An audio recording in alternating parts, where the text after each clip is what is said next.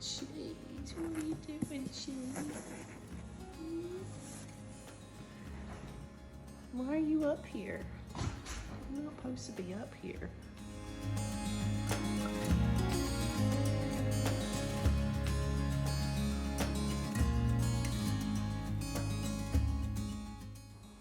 Hey everybody, it's Julie. Welcome back to Row & Co Farms. I have something really special to share with you guys today. I can't wait to show you.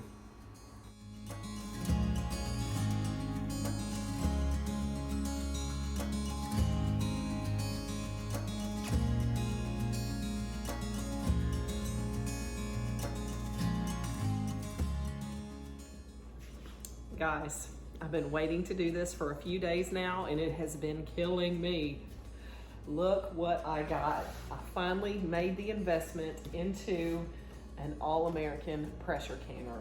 Now, I am not affiliated with this company in any way, but anybody that knows anything about canning knows that this is the epic canner that you want if you are going to be canning. And so this is not the biggest one that they have. There is, I believe, one size up from this, but I could not afford that. That was just too much. This has been a long time coming. It's a big investment. I've been using a very small pressure canner for about 10 years now. So it's time to invest into the real deal. And so I'm gonna unbox it with you guys today. I have no idea what all is in here. I'm assuming it's just the canner, but you never know. So let's open this up and let's take a look at it. So I'm gonna leave some links down below for the canner. If you guys are interested in something like this, they have all different sizes. So you don't have to get this bigger one. So, but it is a great company. It's an American company. And so I really, really like them.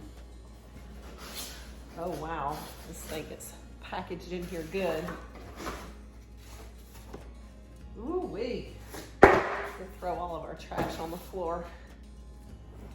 Okay, I think I'm gonna turn it on its side so that I don't hurt myself. Look at that. Wow. Oh my goodness.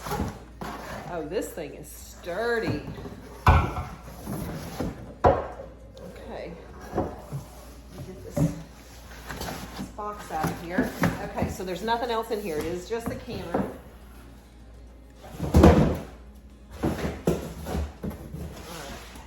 I'm guessing there is some directions inside here probably.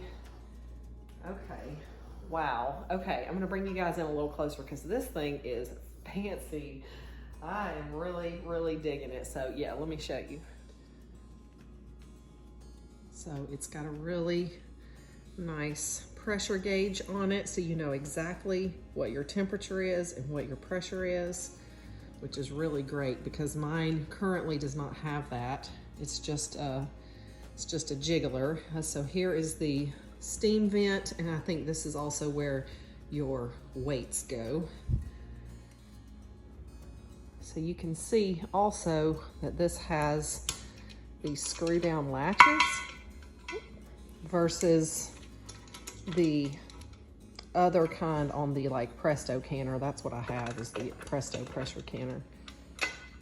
So we're gonna go ahead and take this off so we can see what's inside. So these do not have any gaskets on them, so that you don't have to replace any gaskets. This is just metal to metal. I do think that you're supposed to put some Vaseline or something on the, okay, hold on. All right, let me put you guys back on the tripod here. I just wanted to show you up close how sturdy this is. And this is not some lightweight. I noticed I've got it in here. Okay, there we go. There we go. This is really, really thick, heavy duty stuff. I mean, this lid has to weigh at least 10 pounds easily. Maybe not quite, 8 to 10 pounds. And then this is obviously much more. Okay, there are our instructions. this is our divider plate, I think. Okay, yeah, so one of these is our bottom piece. Oh, there's also our weights.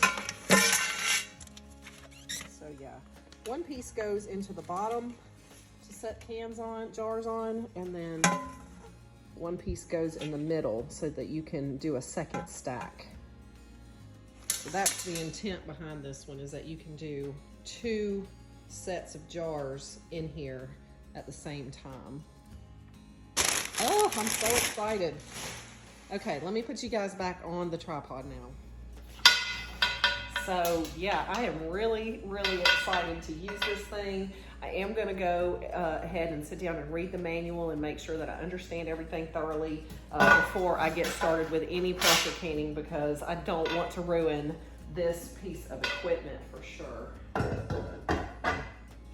Oh, I see. Okay, so there's these little hooks here that kind of help engage it, and I just have to make sure that I'm lining those up when I put that back on. So sorry, I may not have shown that right. So right here, and then here, no, here, here, and here are these little hooks that have to go on there. So I'm gonna fiddle with that in just a minute. I believe these are gonna be our weights. They are, or I think it's just one weight, and you can turn it according to what you need it to be. Yeah.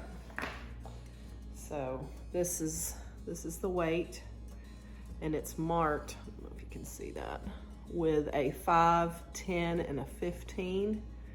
And depending on how much pressure you need, you just turn it, because there's holes on the side too. You turn it. All right, let me show you where it goes. So it's gonna go on here. That's your weight. So you would just turn it depending on which weight you needed. And where I live, I'm gonna be using 10 pounds of pressure. Most people use 10 pounds of pressure, but it does depend on your elevation. So you definitely need to know what your elevation is. And then in any pressure canning recipe, it should tell you what pressure to can at and for how long at a certain elevation. So, all right guys, I am super, super excited about this canner.